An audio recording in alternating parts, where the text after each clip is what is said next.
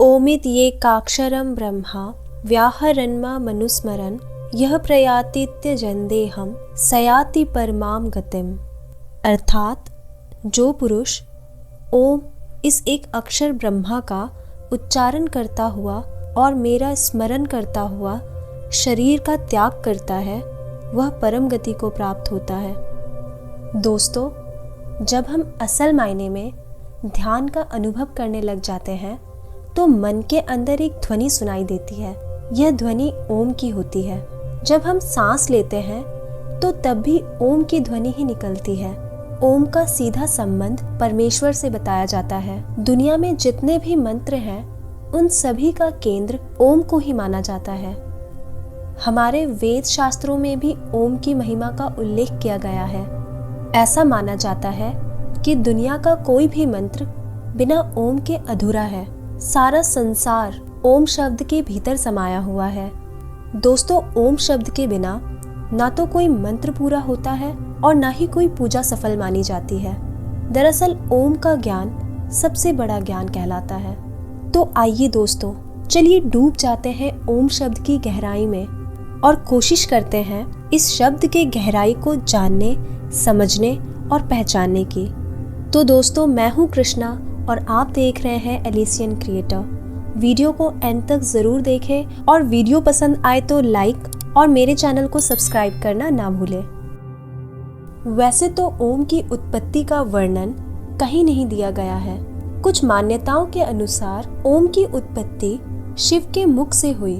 हालांकि ऋग्वेद और यजुर्वेद से लेकर कई उपनिषदों में ओम का जिक्र मिलता है।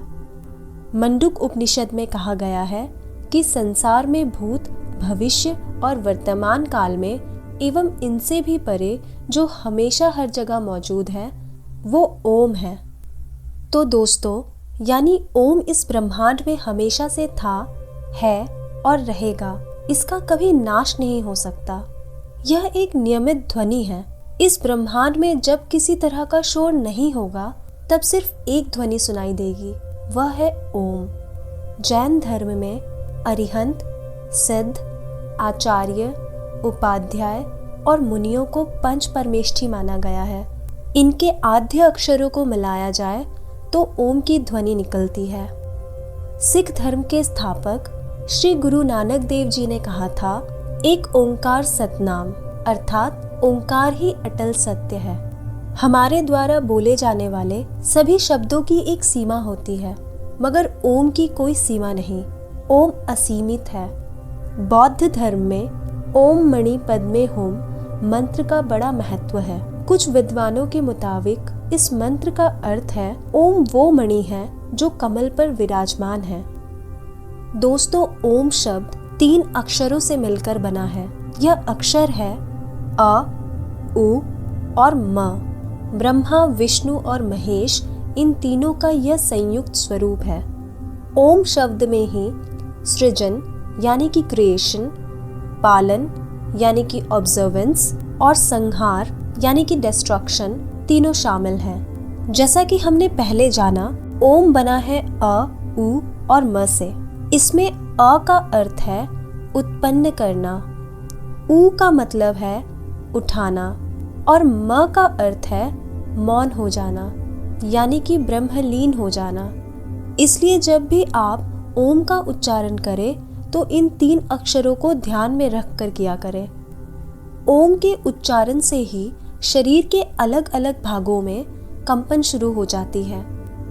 जैसे कि अ शरीर के निचले हिस्से में पेट के करीब कंपन करता है। उ शरीर के मध्य भाग में कंपन करता है जो कि छाती के करीब है। म ये शरीर के ऊपरी भाग में यानी मस्तिष्क में कंपन करता है। हिंदू धर्म के अनुसार अगर आप नियमित इस शब्द का उच्चारण करेंगे तो आपको ब्रह्मांड की शक्तियां प्राप्त होंगी। सिर्फ इतना ही नहीं, ओम शब्द के उच्चारण से कई शारीरिक, मानसिक और आत्मिक लाभ मिलते हैं। ओम का उच्चारण अत्यंत प्रभावशाली और चमत्कारी लाभ पहुंचाने वाला माना गया है, लेकिन कई लोग मंत्र बोलते वक्त इस शब्द का सही से उच्चारण नहीं करते, जिससे इसका सही लाभ नहीं मिल पाता। आइए दोस्तों, अब जानते हैं ओम के जाप से मिलने वाले कुछ फायदे को। नियमित तौर पर ओम का उच्चारण व जाप करने से तनाव और अनिद्रा जैसी समस्याओं से भी मुक्ति प्राप्त की जा सकती है। ऐसा माना जाता है कि नियमित रूप से ओम का जाप करने से एकाग्रता और स्मरण शक्ति में वृद्धि होती है। ओम का उच्चारण करने से पेट और रक्तचाप यानी कि ब्लड प्रेशर से संबंधित समस्याओं में भी लाभ मिलता है। ओम का उच्चारण और जाप करने से आसपास के वातावरण में सकारात्मक ऊर्जा यानी कि पॉजिटिव एनर्जी का संचार होता है। सही तरीके से अगर ध्यान लगाकर ओम का जाप किया जाए तो इससे आपको पॉजिटिविटी, शांति और ऊर्जा की प्राप्ति होती है। जब हम ओम का उच्चारण करते हैं तो पूरे शरीर में कंपन सा होता है, जिससे आपके पूरे शरीर को लाभ पहुंचता है। अगर आपको घबराहट या अधीरता होती है तो ओम के उच्चारण से उत्तम कुछ भी नहीं है। तो ये तो थी कुछ बातें कि ओम के उच्चारण से हमें फायदा क्या पहुंचता है। तो आइए दोस्तों, अब लास्ट में बात करते हैं ओम के आध्यात्मिक और वैज्ञानिक महत्व के बारे में। दोस्तों, महर्षि पतंजलि के ग्रंथ योगा दर्शन के 27वें सूत्र में कहा गया है, तस्य वाचक प्रणवः, अर्थात ईश्वर शब्द का बोध करने वाला शब्द ओम है। यजुर्वेद 40/17 में कहा गया है, ओम स्वयं ब्रह्मा, अर्थात ओम ही सर्वत्र व्यापक परम ब्रह्मा है। फेमस साइंटिस्ट एल्बर्ट आइंस्टीन ने भी यही कहा है कि ब्रह्मांड फैल रहा है, और आइंस्टीन से पहले भगवान महावीर ने भी यही कहा था। महावीर से भी पहले वेदों में इसका वर्णन किया जा चुका है, लेकिन महावीर ने वेदों में पढ़कर नहीं कहा। उन्होंने तो ध्यान की अटल गहराइयों में उतरकर देखा, अनुभव किया और तब कहा। छंदोग्य उपनिषद में ऋषियों ने कहा है, ओम इत्येत अक्षरः, अर्थात ओम अविनाशा, अव्यय एवं नाश रहित है। अध्यात्म में ओम का विशेष महत्व है। वेद शास्त्रों में भी ओम के कई चमत्कारी प्रभावों का उल्लेख मिलता है। ओम को बोलते वक्त ओ पर ज्यादा जोर दिया जाता है। इसे प्रणव मंत्र भी कहते हैं, क्योंकि इसका प्रारंभ तो है लेकिन कोई अंत नहीं। यह ब्रह्मांड की अनाहत ध्वनि होने के कारण अनवरत गुंजायमान रहती है, यानी कि हमेशा गूंजती रहती है। तपस्वी और ध्यानियों ने जब ध्यान की गहरी अवस्था में सुना कि कोई ऐसी ध्वनि है जो लगातार सुनाई देती रहती है, जब ध्यान लगाते हैं तो अंदर भी सुनाई देती है और बाहर भी। हमारे चारों तरफ वह ध्वनि अनवरत प्रवाहित होती रहती है और उसे सुनते रहने से मन और आत्मा शांति महसूस करती है। तो उन्होंने उस ध्वनि का नाम दिया ओम। साधारण मनुष्य उसे सुन नहीं सकता, लेकिन जो आध्यात्म में विश्वास करते हैं और ओम का उच्चारण करते हैं, उनके आसपास सकारात्मक ऊर्जा का विकास होने लगता है। वह उस ध्वनि को सुन तो नहीं पाते, पर महसूस कर सकते हैं, क्योंकि उसे अपने आसपास सुकून भरा एहसास होता है, जिससे उसका मन हमेशा अच्छा रहता है और उसका जीवन खुशियों से सराबोर हो जाता है। आज के इस मॉडर्न जमाने में जब विज्ञान प्रत्येक वस्तु, विचार और तत्वों का मूल्यांकन करता है, तो इस प्रक्रिया में धर्म के अनेक विश्वास और सिद्धांत धराशायी हो जाते हैं। आज के समय में विज्ञान भी सनातन सत्य को पकड़ने में पूरी तरह कामयाब नहीं हुआ है, लेकिन वेदांत में जिस सनातन धर्म की सत्यता की महिमा का वर्णन किया गया है, विज्ञान धीरे धीरे उससे सहमत होता नजर आ रहा है। आज के समय में वैज्ञानिकों ने भी शोध के माध्यम से ओम के चमत्कारी प्रभाव की पुष्टि की है। भारतीय वेद पुराण और हजारों वर्ष पुरानी भारतीय संस्कृति और परंपरा काफी चर्चाओं और विचार विमर्श का केंद्र रहे हैं। दूसरी ओर वर्तमान के वैज्ञानिक उपलब्धियों का प्रेरणा स्रोत भारतीय शास्त्र और वेद ही रहे हैं। हालांकि स्पष्ट रूप से इसे स्वीकार करने से वैज्ञानिक बचते रहे हैं।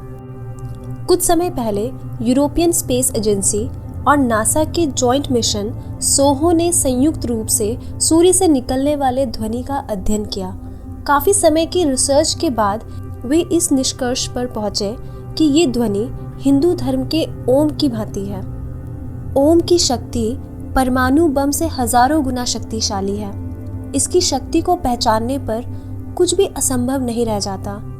कुछ समय पहले रूस के ध्वनि विशेषज्ञों ने अपने रिसर्च में दावा किया था कि यदि ओम का उच्चारण विशेष फ्रीक्वेंसी के तहत किया जाए तो सिर्फ कांच ही नहीं बल्कि पत्थर की दीवार में भी दरार उत्पन्न की जा सकती है।